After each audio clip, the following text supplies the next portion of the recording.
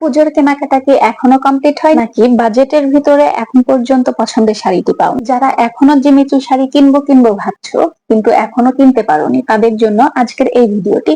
আজকের ভিডিওতে লাইট কালারের কিছু জিমিচু শাড়ি দেখিয়ে দিব, ব্ল্যাক কালারের ভিতরে অন্য ডিজাইনের দুটো শাড়ি দেখিয়ে দিব। আমি শাড়িগুলো ক্লোজ করে দেখিয়ে দিচ্ছি, কারণ এই শাড়িগুলো ক্লোজ করে দেখলে অরিজিনাল কালারটা দেখা যায়, তাছাড়া কালারটা অরিজিনাল আসে না। তোমরা অবশ্যই স্ক্রিনশট দিবে যখন ক্লোজ করে দেখিয়ে দিচ্ছি সেই সময়টাই, তাহলে আমি অরিজিনাল কালারটা বুঝতে পারবো।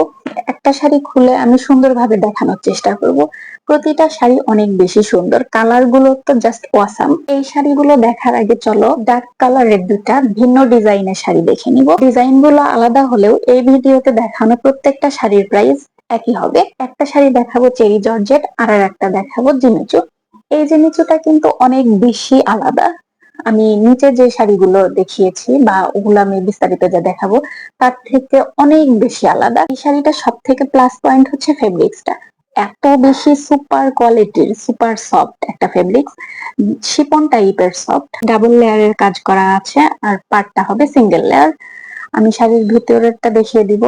এটা হবে ব্লাউজ পিস, ব্লাউজ পিসের হাতার বর্ডার, আর ব্লাউজ পিসের মাঝখানে কোনো কাজ নেই, এক কালারের ভিতরে ব্লাউজটা হবে।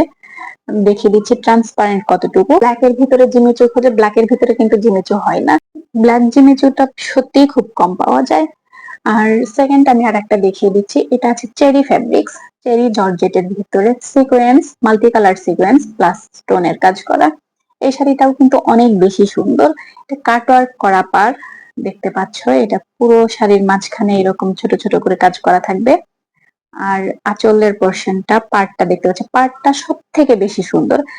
আর এই শাড়িটার ব্লাউজ পিসটা আরো বেশি। প্রতিটা শাড়ি এত সুন্দর যে সুন্দর বলা ছাড়া আর কোনো ভাষা খুঁজে পাই না।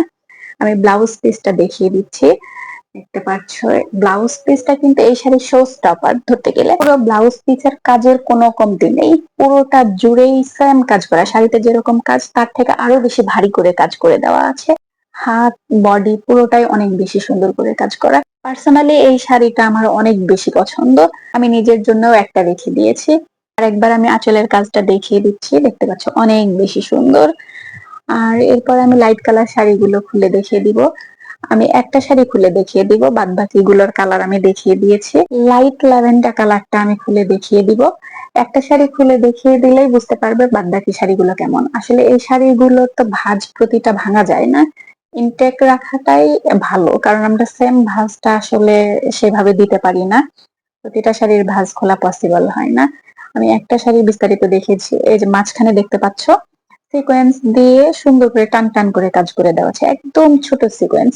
এটা ব্লাউজ পিস, ব্লাউজ পিসটা কিন্তু অনেক বেশি সুন্দর, নেকে কাজ করা, আর হাতায় এরকম সিম্পল একটা বর্ডার করে দেওয়া আছে পাড়ের মতোই। এই শাড়িটারও কিন্তু পাড় হবে কাটওয়ার্ক করা, পাড় আঁচল পুরোটাই কাটওয়ার্ক করা থাকবে। এটা পার অনেক বেশি সুন্দর।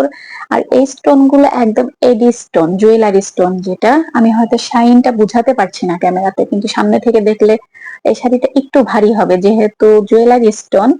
আর এই লাইট পেস্ট কালার শাড়িটা ক্যামেরাতে কালার আসেই না, এটা একদমই লাইট পেস্ট কালার। ভালো লাগলে স্ক্রিনশট নিয়ে দ্রুত ইনবক্সে যোগাযোগ করো।